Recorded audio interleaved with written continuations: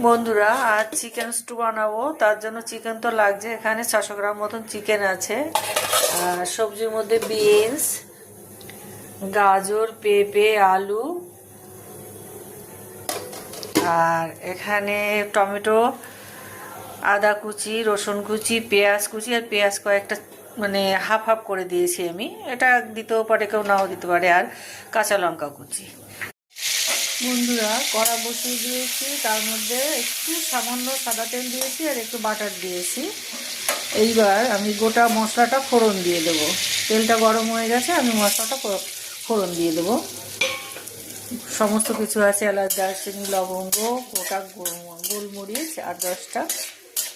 একটু ভাজা ভাজা হলে পরে আমি চিকেনটা এর মধ্যে রসুনটা দিয়ে দিয়েছি। রসুনটা একটু ভাজা ভাজা হলে পেঁয়াজটা দিয়ে দেবো। কুচানো পেঁয়াজটা দিয়ে দিলাম। এইটা একটু ভাজা হবে, তারপরে আমি ওই আদা কুচিয়ে রেখেছি, আদা কুচানোটা দিয়ে দেবো। এটা একটু ভাজা ভাজা হয়ে গেছে, এবার আমি আদাটা যে কেটে রেখেছিলাম আদাটা একটু দিয়ে দেবো ভিতরে। একটু সামান্য ভাজা হবে, বেশি ভাজবো না। এইবার চিকেনটা দিয়ে দেবো এর ভেতরে। চিকেনটা দিয়ে একটু নাড়াচাড়া করবো ভালো করে, তারপরে সব সবজি দেবো। চিকেনটা দিয়ে একটু ভেজে নিয়ে এবার এই সমস্ত সবজিগুলো একসঙ্গে দিয়ে দেবো। পেঁপে, গাজর, আলু সব কিছু আছে এর ভেতরে।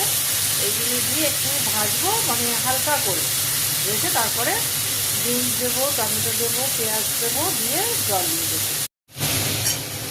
সমস্ত সবজি দিয়ে চিকেন দিয়ে একটু ভাজা ভাজা করে নিলাম। এইবার বিনস, টমেটো আর কেটে রেখেছিলাম পেঁয়াজটা, সেটা দিয়ে দেবো। আর কাঁচা লঙ্কা কুচিয়ে রেখেছিলাম, সেটা একসঙ্গে দিয়ে দেবো। এবার দিয়ে নাড়বো না আর কি। এবার জল দিয়ে দেবো, গরম জল। এবার জল দিয়ে দেবো, পরিমাণ মতন গরম জল দিয়ে দিয়েছি। এবার আমি ঢাকা দিয়ে পুরো 20 থেকে 25 মিনিট ফোটাবো, তারপরে আপনাদেরকে দেখাচ্ছি।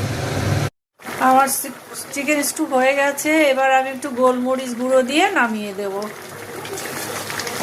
দেখো বন্ধুরা, কত সুন্দর হয়েছে। সমস্ত কিছু একদম পারফেক্ট সিদ্ধ হয়ে গেছে, দেখেছো? একদম পারফেক্ট হয়ে গেছে।